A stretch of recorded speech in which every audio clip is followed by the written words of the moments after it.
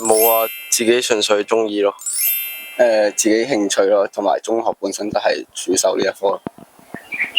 你中學係主修 apply learning 定係？唔係，我中學係喺學校選修科係讀呢個 marine studies。係啊。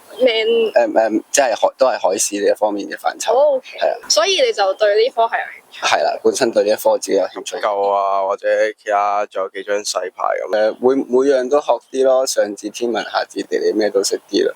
即係可能今個學期要講星球啊、軌跡啊、太陽系啊咁樣，可能下個學期就要講翻啲機械工程啊、engine 嘅嘢咁樣，唔同嘅嘢都要學下。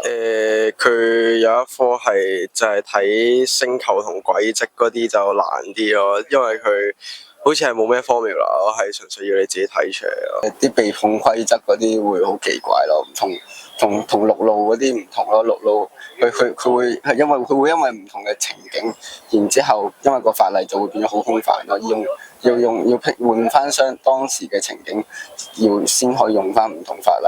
唔可能你今次用呢個，但係下次用翻呢條都係唔啱咁樣。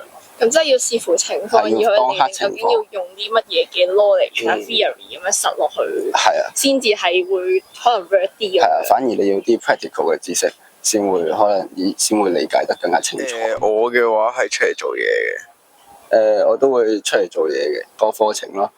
我哋讀完呢個課程，跟住之後先可以上船，正式上啲遠洋船、貨櫃船、貨輪咁樣先。